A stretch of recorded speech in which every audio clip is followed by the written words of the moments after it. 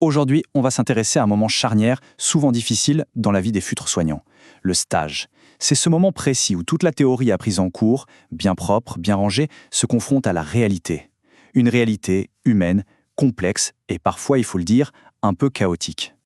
On va commencer directement avec un cas concret. Une situation vécue par une étudiante. Un patient qu'elle a accompagné jusqu'au bout s'éteint. Et là, la famille l'invite à l'enterrement. Que faire? Y aller? Ne pas y aller? Cette question, elle nous plonge tout de suite au cœur du sujet, bien au-delà des gestes techniques. Parce que c'est ça la réalité du terrain. Pour les étudiants, ce qui coince, ce qui est le plus dur, c'est rarement la piqûre ou le pansement, non. Ce sont ces situations humaines, complexes, qui les laissent complètement démunis. Ils cherchent la bonne réponse, la bonne attitude, mais bien souvent, il n'y en a pas de toute faite. Mais alors, pourquoi est-ce que ces moments sont si déstabilisants? On va essayer de comprendre les raisons profondes de cette détresse. Parce que, attention, l'impact d'une telle situation, il ne s'arrête pas à la fin de la journée de stage. Non, ça reste, ça travaille l'étudiant bien après. En fait, la recherche a identifié 6 grandes sources de malaise. Il y a d'abord un vrai sentiment d'échec. Ensuite, des mécanismes psychologiques qui s'activent sans qu'on s'en rende compte. Il y a aussi une vision parfois un peu tordue de ce qu'on a réellement fait. Un décalage énorme entre la situation et les outils qu'on a pour y faire face, des contradictions entre la théorie et la pratique, et parfois même de vrais conflits avec ses propres valeurs. Ce sentiment d'échec, parlons-en. Souvent, les étudiants sont persuadés qu'il existe une solution parfaite, une réponse unique à chaque problème. Qu'est-ce que je dois dire à ce patient en fin de vie? Comment je suis censé réagir s'il refuse son traitement? C'est cette quête un peu désespérée de la bonne réponse qui les fait se sentir nuls, alors que la réalité, elle, est tout en nuances. Et puis, il y a un autre mécanisme, très fort, la projection. C'est quand notre propre histoire, nos propres peurs, viennent en quelque sorte teinter la situation professionnelle. Prenons un exemple. Une étudiante en stage en psychiatrie qui a une peur panique d'être agressée. Cette peur ne vient pas forcément de la réalité du service, mais plutôt de tout ce qu'elle a pu voir ou entendre dans les médias, des clichés qu'elle a intégrés. Et cette citation de Gomez, elle est parfaite pour ça. Ce qui se joue dans une situation de soins, ce n'est jamais simple, ce n'est jamais objectif. C'est toujours un enchevêtrement. Il y a l'histoire du patient, celle de l'hôpital, et bien sûr, celle de l'étudiant. Et c'est ce croisement d'histoires qui rend les choses si compliquées à démêler. Il y a aussi ce qu'on appelle le décalage. C'est le choc des mondes. À l'école, on apprend des protocoles clairs, nets, précis. Et puis on arrive sur le terrain, et là, on voit un soignant faire d'une façon, un autre faire complètement différemment. On découvre que tout le monde navigue un peu à vue, dans l'incertitude. Pour un étudiant, cette perte de repères, c'est très déstabilisant. Alors, face à tout ça, on fait quoi? La solution, ce n'est pas forcément plus de cours théoriques, c'est plutôt de créer un espace pour digérer ces expériences, pour transformer ce vécu un peu brut en une vraie compétence, et c'est exactement le but de ce qu'on appelle les ateliers d'analyse des pratiques professionnelles.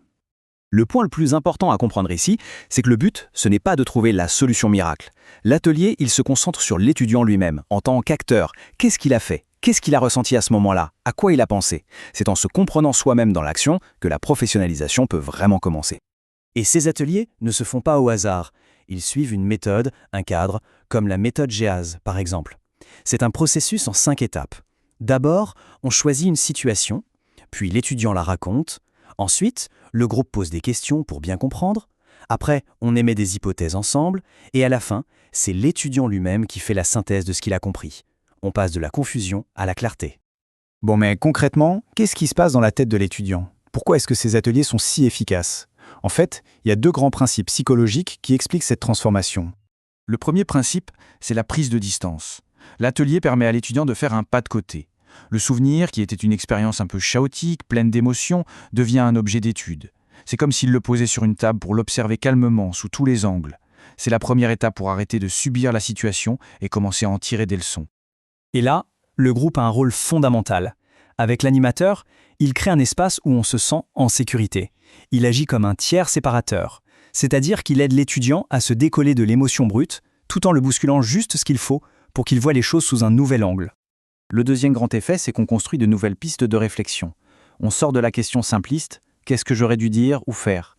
À la place, on explore d'autres manières de comprendre la situation. On passe en quelque sorte de la posture du technicien qui cherche la bonne recette de cuisine à celle du praticien qui invente une réponse sur mesure. Cette citation, elle est très forte. Dans notre culture, et particulièrement dans le monde du soin, on n'aime pas le doute. On attend des soignants qu'ils sachent tout le temps. Or, ces ateliers apprennent justement à faire la paix avec l'incertitude, à l'accepter comme une part normale et même essentielle du métier. Et tout ça, ça nous amène à changer complètement notre vision de la compétence professionnelle. C'est peut-être ça le point le plus important.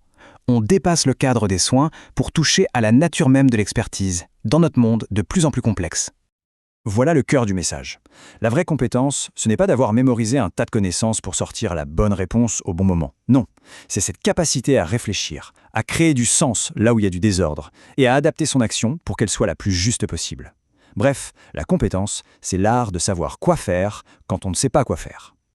Edgar Morin nous le dit bien, l'incertitude, ce n'est pas un défaut, ce n'est pas un manque de savoir. C'est une composante essentielle de la réalité, surtout dans les métiers où l'on travaille avec l'humain. Accepter ça, c'est le début de la maîtrise. C'est comprendre qu'être un bon professionnel, ce n'est pas tout savoir, c'est savoir comment agir justement quand on ne sait pas. On va donc se quitter sur cette question, qui est assez fondamentale. Au final, le but de la formation, de toute formation, est-ce que c'est vraiment de nous remplir la tête de réponses toutes faites, ou est-ce que ce ne serait pas plutôt de nous outiller pour poser les bonnes questions et de nous donner le courage de naviguer dans l'incertitude? C'est une réflexion qui, je pense, nous concerne tous, bien au-delà du monde des soins. Merci beaucoup.